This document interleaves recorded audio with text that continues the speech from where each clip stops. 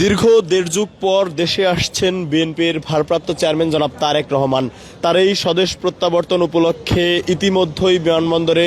কড়া নিরাপত্তা ব্যবস্থা গ্রহণ করা হয়েছে। ইতিমধ্যেই আমরা আপনাদেরকে দেখিয়েছিলাম এবং এখনও যেই চিত্র দেখানোর চেষ্টা করছি, বিএনপির ভিআইপি গেট সংলগ্ন যেই ৮ নম্বর গেটটি রয়েছে, যেখানে মূলত কার্গো ভিলেজ, সেই কার্গো ভিলেজের সামনের সড়কে এই মুহূর্তে অতিরিক্ত আইনশৃঙ্খলা বাহিনীর সদস্যদেরকে কিন্তু মোতায়েন করা হয়েছে। এছাড়াও যদি একটু জানিয়ে রাখতে চাই,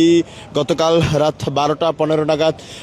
বাংলাদেশ এয়ারলাইন্সের একটি বিমান ইতিমধ্যেই বাংলাদেশের উদ্দেশ্যে রওনা হয়েছেন এবং যেটিতে তারেক রহমান সহ তার স্ত্রী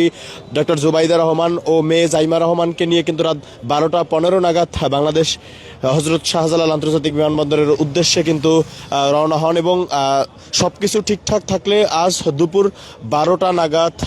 হজরত শাহজালাল আন্তর্জাতিক বিমানবন্দরে তারেক রহমানকে বহনকারী বিমানটি কিন্তু অবতরণ করবেন। এরপর তিনি এখান থেকে সরাসরি 300 ফিটে, যেখানে তাকে সংবর্ধনা দেওয়ার জন্য ইতিহাসের সবথেকে বড় মঞ্চটি প্রস্তুত করা হয়েছে, সেই মঞ্চতে উঠে কিন্তু তিনি দেশের উদ্দেশ্যে ভাষণ দিবেন এবং এখান থেকে বক্তব্য শেষ করে মৃত্যুসজ্জায় রাজধানীর এভার কেয়ার হাসপাতালে ভর্তি সাবেক প্রধানমন্ত্রী বেগম খালেদা জিয়ার সাথে সাক্ষাতের উদ্দেশ্যে তিনি সরাসরি 300 ফিট 36 জুলাই এক্সপ্রেসওয়ে থেকে বসুন্ধরা আবাসিক এলাকায় অবস্থিত রাজধানীর এভার কেয়ার হাসপাতালে কিন্তু যাবেন এবং এভার কেয়ার হাসপাতালে দীর্ঘ 1.5 ঘন্টা অপেক্ষা করার পর সেখান থেকে কিন্তু তিনি সাবেক প্রধানমন্ত্রী বেগম খালেদা জিয়ার সাথে সাক্ষাৎ করবেন এবং সেখানে সর্বমোট 2.5 ঘন্টা কিন্তু স্টে করবেন তিনি এবং সবশেষ 196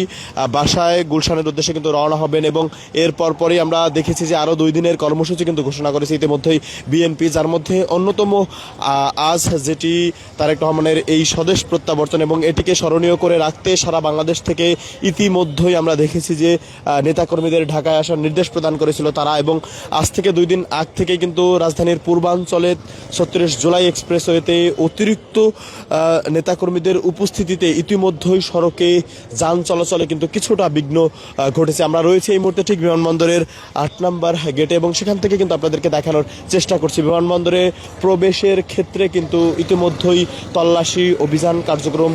পরিচালনা করছে এবং আমরা দেখতে পাচ্ছি কিছুক্ষণ আগে কিন্তু এখানে সেনা সদস্যরা সড়কে যাতে তীব্র যানজট সৃষ্টি না হয় সেক্ষেত্রে কিন্তু এখানে সতর্ক অবস্থানে রয়েছেন এবং পাশাপাশি সকল নিরাপত্তা ব্যবস্থা বেসরকারি বিমান চলাচল কর্তৃপক্ষ সহ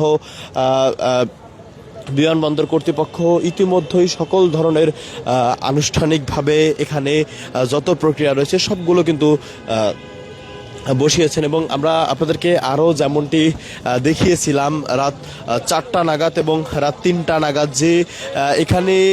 বিমানবন্দরের নেতাকর্মীদের তেমন একটি উপস্থিতি না থাকলেও প্রথম প্রহরেই কিন্তু আমরা দেখতে পাচ্ছি যে নেতাকর্মীদের ভিড় বিমানবন্দরের এই সড়কে বাড়তে শুরু করেছে, যেখানে আমরা এই মুহূর্তে দেখতে পাচ্ছি যে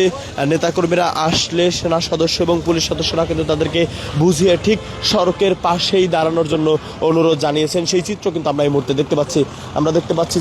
যে সকল গাড়িগুলো মূলত বিমানবন্দরে প্রবেশ করত এই 8 নম্বর গেট তথা কার্গো ভিলেজের সড়ক হয়ে সেই গেটগুলোতে কিন্তু এই মুহূর্তে অতিরিক্ত পরিমাণে আইনশৃঙ্খলা বাহিনীর সদস্যদেরকে কিন্তু মোতায়েন করা হয়েছে, সেই দৃশ্য কিন্তু এই মুহূর্তে আমরা দেখতে পাচ্ছি এবং এখান থেকে যেমন যান চলাচল শিথিল করা হয়েছে তেমনি 2-1টি গুরুত্বপূর্ণ গাড়ি এখান থেকে প্রবেশ করলেও সেই গাড়িগুলোতে কিন্তু আমরা দেখতে পাচ্ছি যে তল্লাশি কার্যক্রম কিন্তু পরিচালনা করছে। তথা যদি একটু বলতে চাই যে সকল ধরনের অনাকাঙ্ক্ষিত ঘটনা রোধে এই মুহূর্তে সর্বোচ্চ সতর্ক অবস্থানে রয়েছে আইনশৃঙ্খলা বাহিনীর সদস্যরা, সেই দৃশ্য কিন্তু আমরা এই মুহূর্তে দেখতে পাচ্ছি।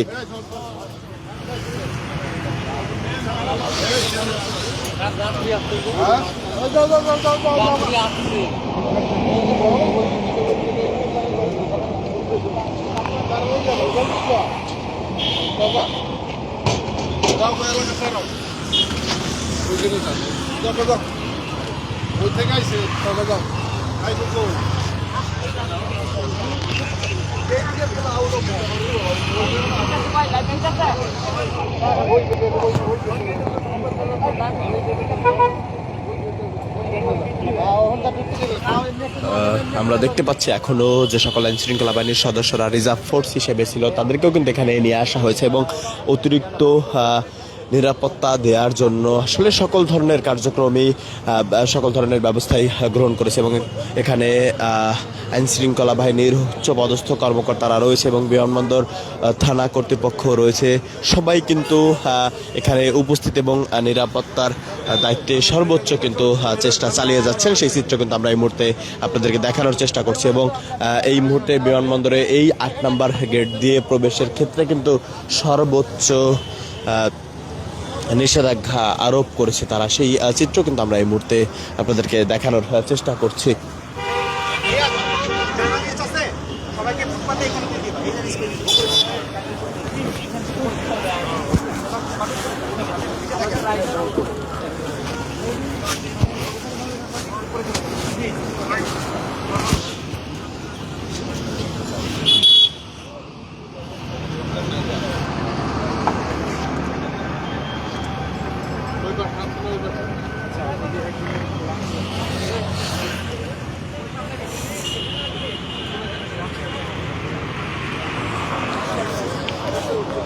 দর্শক, আপনাদেরকে যদি একটু জানিয়ে রাখতে চাই,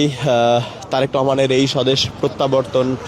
শুধুমাত্র তিনি নন, তার সাথে ডক্টর জুবাইদা রহমান, যিনি কিছুদিন আগেও শাশুড়ি খালেদা জিয়াকে দেখতে বাংলাদেশে এসেছিলেন এবং সবশেষ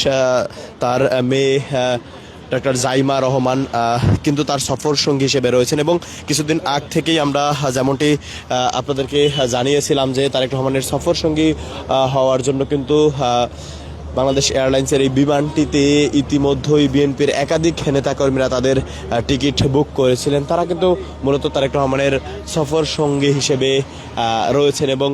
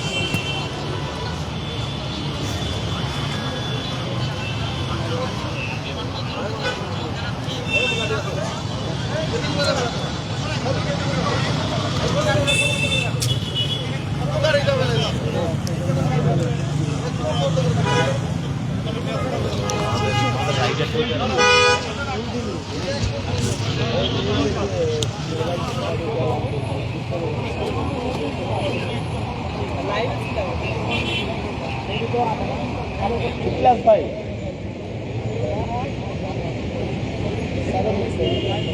মানে স্যার বলছে নাকি মোবাইল সাংবাদিক এটা বলতে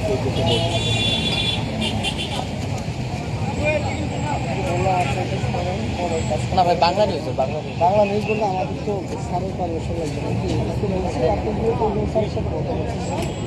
না, ও তো ভিতরে যাচ্ছে না, ভিতরে গেলে স্যার বলছে থাকবে না, তাহলে আমি কি দেখতে পারি?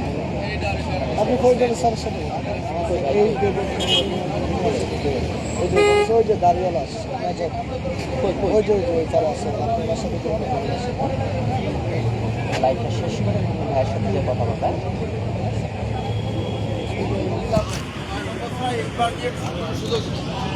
লাইভ করার আগে